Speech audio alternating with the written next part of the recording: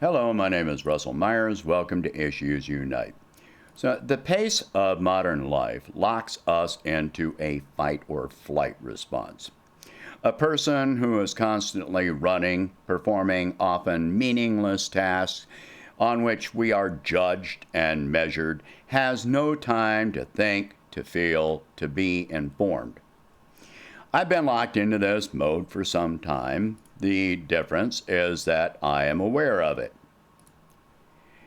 Now, this leads to negative emotions, which is natural.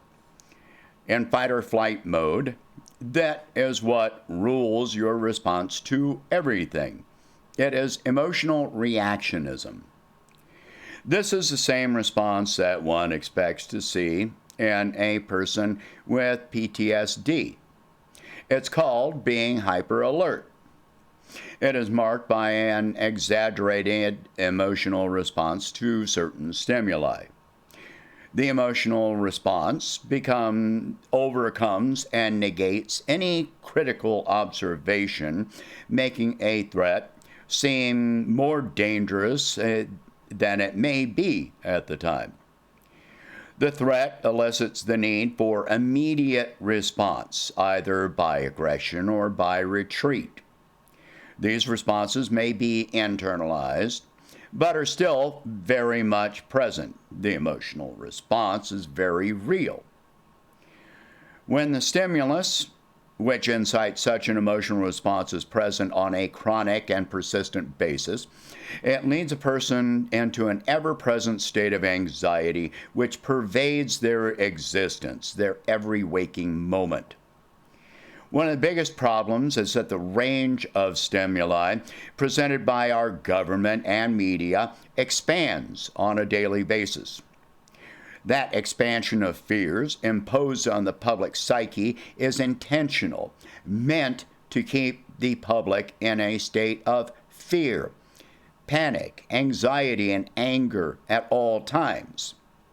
New fears must be introduced on a semi-regular basis because the longer a singular fear is present, the more we become desensitized to it and examine it more closely, finding that danger to be wildly overstated if it exists at all. This hyper-alert state is one explanation for some people hoarding large numbers of firearms, and others may lead to stockpiling food. There are different levels of tolerance to such stress levels. There are also different types of responses. Yet all the responses are intended to, in the individual mind, to alleviate the stress, to minimize the fear, to regain some level of control. Some people may withdraw within themselves, closing themselves off. Some may resort to chemical suppression of these negative emotions. That can take the form of prescription, antidepressant medications, alcohol, or illicit drugs. Some may respond with aggression, which can take many forms, including abusive behavior of varying intensity. Some may choose to deny a particular threat does actually exist, ignoring all evidence to verify the existence of the threat. The biggest problem is that the response to a wide range of stimuli conditions a pattern of behavior. So the exaggerated response is not elicited by just one stimuli, but becomes generalized, such as developing generalized anxiety disorders. Occasional drinking becomes a daily addiction. Pent-up anger may lead to emotionally or physically abusive and violent behavior. What all of this indicates is that we have become a nation inflicted with PTSD. The behaviors I've noted are widespread and easily identified. You can see these behaviors in everyday interactions and especially on social media. To make things worse, people often have a love-hate relationship with their fears. They begin imposing responses where the response is inappropriate. People begin seeking out more stimuli to perpetuate the exaggerated response. I've written and made videos previously explaining that negative emotions such as fear, anger, hate, anxiety, depression can easily become a real addiction in and of themselves. They elicit the same biochemical processes in the brain that chemical abuse incites, resulting most often in an adrenaline surge, which a person becomes conditioned to crave. Just like a chemical addiction, a person builds tolerance, meaning more stimulus is needed for a person to feel the same rush. They do not simply react to what stimulus is presented, but seek out the next fix numerous times every day until it becomes continuous over time.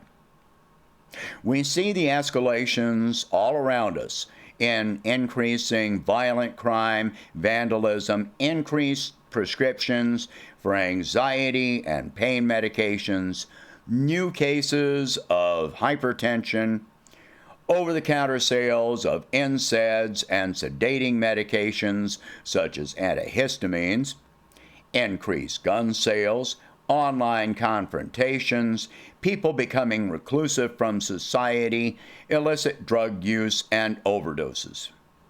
These are highly measurable patterns. These responses are unhealthy ones, yet can easily be understood. People are met daily with a barrage of problems and threats, both real and contrived, while continuously struggling with their own daily existence. They're often working overtime and or multiple jobs and possibly having more personal and family obligations to juggle as well. The problems presented by government and media are beyond the scope of individual control and are meant to be beyond personal or even collective control. Yet these responses by individuals in and of themselves become even greater, more urgent problems of their own, both personally and socially. The government and media present their own responses, which consist entirely of greater authoritarian control involving increased policing, expanded incarceration, deprivation of civil rights, censorship, and militarism. The establishment responses are at great odds with much of society, with many calling for a reduction in these exact same establishment responses, understanding that these responses lead down a very dark path. To counter these patterns and oppose the establishment responses, what we need to do is foster societal organizations and movements. We need to learn and help each other learn to change our own responses into constructive efforts. Such efforts may at times feel futile, but along the way we build greater numbers of healthy social bonds and support structures. In other words, we make friends and allies and network among these various social structures. There are many ways in which a person can contribute to organizations and movements. While donating money may help, I strenuously object and reject any organization or movement which refuses assistance other than my money. That illustrates that money is truly their only goal. A valid movement for change needs help with writing, organizing, public outreach, promoting, and research. If we do not grasp the reins of control in constructive ways, we surrender that control to forces which feed on control over us. Military and prison industrial complexes, big pharma, corporate ownership of our very lives, corporate media indoctrination, and social division. This is a route we have been going for some time. With too many Americans distrusting the power elite, yet feeling too disempowered to act against those elite. The end result of surrendering our control to these forces is ever more loss of control because the ravenous hunger for power, control, and money never ends. The only path to regain more of such control is by the continuous expansion of negative stimuli for us to emotionally react to without thinking or objecting. Very obviously, I am not suggesting ignoring these stimuli. We have to pay attention to these things to understand what they are leading up to. That means we have to be able to control our own emotional responses enough to look at things objectively, educate ourselves and one another, look at previous responses and where those responses have led us to. For example, fear of crime leading to mass incarceration, fear of other nations leading us to war crimes and imperialism on a global scale while stripping our own society of human and economic resources.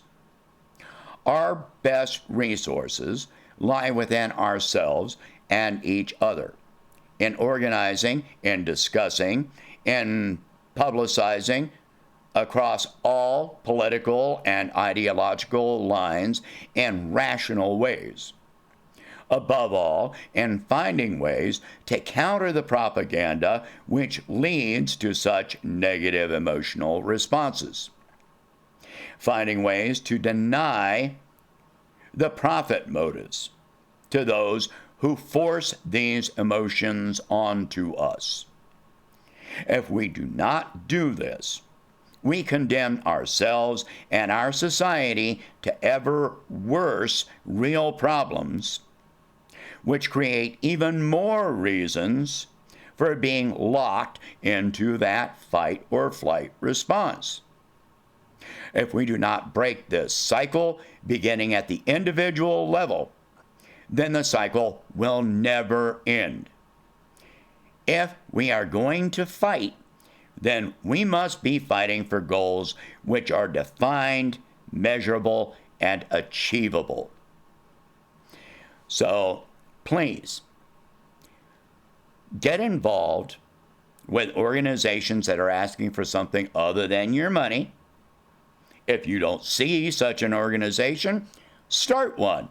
Start at the local level. Doesn't matter how small. It can be 2 people starting this off.